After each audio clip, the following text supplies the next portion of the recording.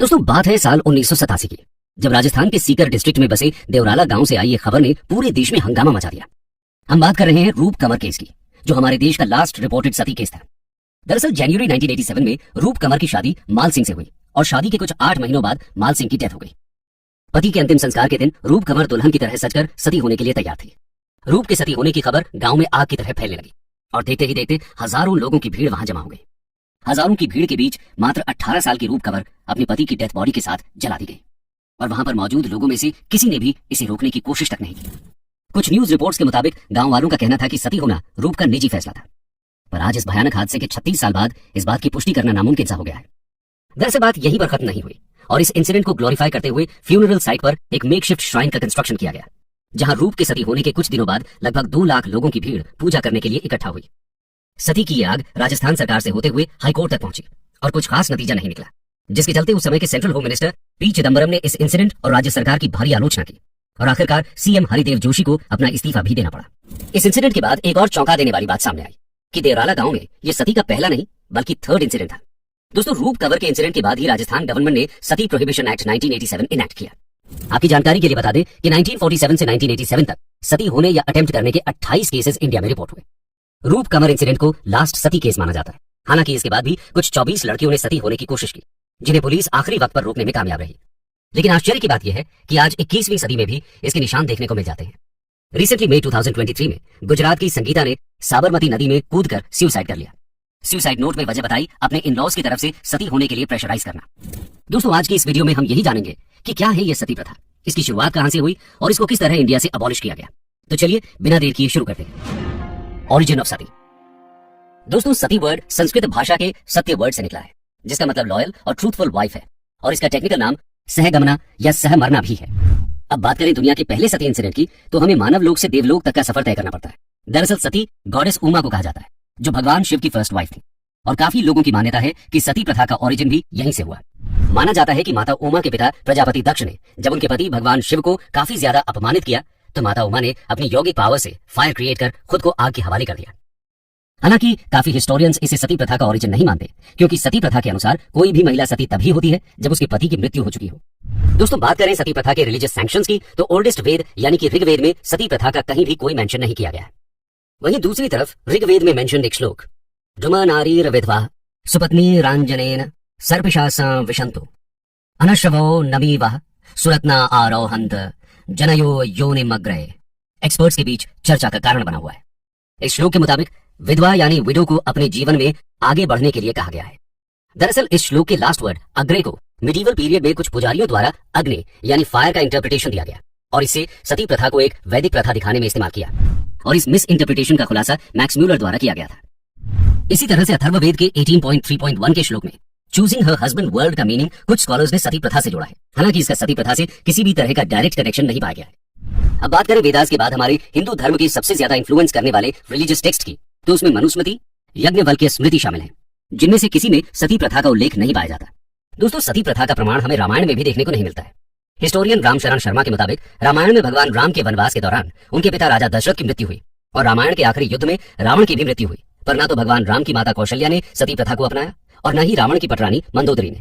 हालांकि बात महाभारत काल की करें तो इसमें हमें राजा पांडु की मृत्यु के बाद उनकी दूसरी पत्नी रानी माद्री द्वारा सती होने का उल्लेख मिल जाता है, पर इस इंसिडेंट को लेकर भी जानकारों में काफी कॉन्ट्रडिक्शंस हैं और माना जाता है कि इस पार्ट को महाभारत में काफी बाद में ऐड किया गया। इसके अलावा 6th सेंचुरी BCE से 4th सेंचुरी BCE तक भारत में हिंदुइज्म और बुद्धिज्म के बीच निरंतर कोल्ड वॉर चलता रहा, लेकिन इस बीच किसी भी बड़े बुद्धिस्ट मंक द्वारा सती प्रथा को क्रिटिसाइज किए जाने का उल्लेख इतिहास में नहीं मिलता। यदि उस समय यह प्रथा प्रचलित होती तो जरूर ही बुद्धिज्म द्वारा इसे हिंदू धर्म को क्रिटिसाइज करने के लिए यूज किया गया होता। बात करें 3rd सेंचुरी BCE में आए ग्रीक यात्री मेगास्थनीज की, तो उनके अकाउंट्स में भी सती प्रथा का मेंशन नहीं पाया गया, जिससे ये बात तो साफ हो जाती है कि हमारे देश में सती प्रथा मौर्यन काल तक तो प्रैक्टिस में नहीं थी। दोस्तों बात करें सती प्रथा के पहले कॉन्क्रीट एविडेंस की, तो वो हमें इतिहास के पन्नों में लगभग 5th सेंचुरी CE में मिलता है। हिस्टोरियन एलेक्स माइकल्स के मुताबिक पहला सती इंस्क्रिप्शन साल 463 CE में नेपाल में पाया गया और उसके बाद साल 510 CE में इंडिया में। मध्य प्रदेश में मिला गुप्ता पीरियड का ईरान इंस्क्रिप्शन इंडिया में सती प्रथा का पहला इंस्क्रिप्शनल एविडेंस माना जाता है। इसमें राजा भानुगुप्त के एक चीफ्टन गोप राजा की एरन युद्ध में मृत्यु के बाद उनकी वाइफ के सती होने का विवरण मिलता है। इसके अलावा देश के दक्षिण इलाके में सती का इंस्क्रिप्शनल एविडेंस पाया गया थिरुवलंगाडु कॉपर प्लेट्स में, जिसका time period 10th century CE है। इस इंस्क्रिप्शन में राजेंद्र चोला वन की ग्रैंडमदर वानवन्मा देवी को अपने पति की मृत्यु के बाद सती होने का उल्लेख पाया गया है। वहीं 10th सेंचुरी सीई में भारत आए एक इरानियन ट्रैवलर अल बरूनी ने लिखा है कि सती होना भारत में ऑब्लिगेटरी नहीं था, बल्कि यह प्रथा विडो की इच्छा अनुसार की जाती थी। इसके बाद 14th सेंचुरी सीई में भारत आए मोरक्कन ट्रैवलर इब्न बतूता ने अपनी यात्रा में भारत में 3 सती इंसिडेंट्स को देखने का दावा किया। दरअसल सती प्रथा को अगर टाइमलाइन की मदद से समझा जाए तो सती होने के ज्यादातर केसेस हमारे देश में इस्लामिक इन्वेजन के दौरान रहे। दोस्तों, हमारे देश की जानी मानी हिस्टोरियन रोशन दलाल का कहना है कि इंडिया में सती प्रथा 5th सेंचुरी से 10th सेंचुरी सीई के बीच ग्रेजुअली डेवलप होती देखी गई और शुरुआत में ये प्रैक्टिस हायर क्लासेस तक ही सीमित थी और उसमें भी स्पेशली राजपूत कास्ट में, जिसके बाद समय के साथ साथ इस प्रैक्टिस को ब्राह्मण्स और कई वॉरियर कास्ट ने भी अडॉप्ट किया। माना जाता है कि इस्लामिक इन्वेजन और एट्रोसिटीज के चलते सती प्रथा का एवोल्यूशन हुआ और जौहर प्रथा अस्तित्व में आई।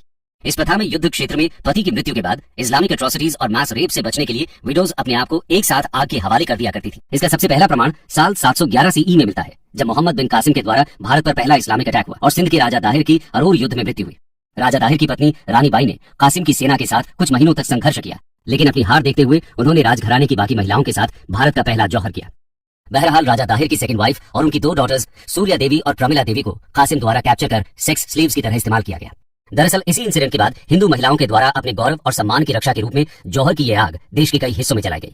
जैसे 14th सेंचुरी सीई में अलाउद्दीन खिलजी के अटैक के बाद चित्तौड़गढ़ में रानी पद्मावती का जौहर और नॉर्थ कर्नाटका में तुगलक के अटैक के बाद कंपीली किंगडम का जौहर। इसके बाद देश के कोने कोने में विडोज और क्वींस ने अपने पति की मृत्यु के बाद सती होने के चलन को स्वीकार कर लिया। इसके साथ ही सती और जौहर करने वाली वुमेन को हाई रिस्पेक्ट, ग्लोरिफिकेशन और देवी का स्थान भी दिया जाने लगा। यही वजह है कि अहिल्याबाई होलकर, जिन्हें हमारे देश में फेमिनिज्म का साइन माना जाता है, जिन्होंने अपने पति की मृत्यु के बाद अपने पूरे साम्राज्य को अकेले संभाला, वो भी अपनी बेटी मुक्ताबाई होलकर को सती होने से नहीं रोक पाए। इसी तरह जहां सिखों के तीसरे गुरु अमरदास साहिब ने सती प्रथा का विरोध किया, तो वहीं साल 1839 में राजा रंजीत सिंह की मृत्यु के बाद उनकी 4 रानियों ने सती प्रथा का निर्वहन किया। अब बात की जाए 19th सेंचुरी में ब्रिटिश इंडिया में सती प्रथा की, तो जितने केस एंशिएंट और मिडीवल इंडियन हिस्ट्री में देखने को नहीं मिले, उससे ज्यादा मॉडर्न हिस्ट्री में उभर कर सामने आए। उमा नारायण अपनी किताब डिसलोकेटिंग कल्चर्स में लिखती हैं कि कॉलोनियल एरा में बंगाल में सती प्रथा का दबदबा बाकी इंडियन रीजन से ज्यादा देखा गया, जिसके 3 फैक्टर्स रहे। बंगाल के लोगों का यह मानना था कि सती प्रथा वेदों के अनुसार सही है, हिंदू विडोज की प्रॉपर्टी को गेन करने के लिए उन्हें फोर्सफुली सती कराना, और 18th सेंचुरी के ग्रेट बंगाल फैमिन के बाद गरीबी और भुखमरी से बचने के लिए कई विधवाओं द्वारा सती प्रथा को बढ़ावा मिलना। दोस्तों, इन बढ़ते केसेस के चलते ब्रिटिश राज ने 1815 से 1824 तक एक सर्वे किया, जिसमें 10 साल में पूरे देश में हुई सती की घटनाओं को रिकॉर्ड किया गया। सामने आया कि 10 सालों में लगभग 6000 से ज्यादा महिलाएं सती की इस आग में झुलसा दी गई। हालांकि कुछ लोगों का यह भी मानना था कि अंग्रेजों द्वारा सती केसेस के नंबर को एग्जैजरेट किया जा रहा है, जिसका मकसद भारत के लोगों को हिंदुइज्म से कैथोलिक रिलीजन में कन्वर्ट करना है। दरअसल इस नैरेटिव की वजह यह थी कि इस सर्वे को कंडक्ट करने और इसकी रिपोर्ट तैयार करने का काम किसी ब्रिटिश अधिकारी को न देकर एक क्रिश्चियन मिशनरी ऑर्गेनाइजेशन को दिया गया था। आपकी जानकारी के लिए बता दें कि लगभग इसी समय इवेंजेलिकल मूवमेंट की शुरुआत हमारे देश में बंगाल रीजन से हुई थी। इस मूवमेंट का मकसद भारतवासियों को वेदों से बाइबल की ओर ले जाना, यानी कैथोलिक रिलीजन में कन्वर्ट करना था। दोस्तों, ये तो बात हुई सती के ओरिजिन से लेकर सती के पूरे देश में फैलने की। चलिए बात करते हैं भारत के उन साम्राज्यों और लोगों की जिनके द्वारा सती जैसी कुप्रथा को समाज से मिटाने के लिए संघर्ष किए गए। अबॉलिशमेंट ऑफ सती। दोस्तों, ब्रिटिश राज के सर्वे के मुताबिक 19th सेंचुरी में सती प्रथा अपनी चरम सीमा पर थी, लेकिन हैरानी की बात तो यह है कि इसके अबॉलिशन की शुरुआत मिडीवल पीरियड के तुगलक साम्राज्य में ही हो गई थी, जब सती के केसेस देश में काफी कम थे।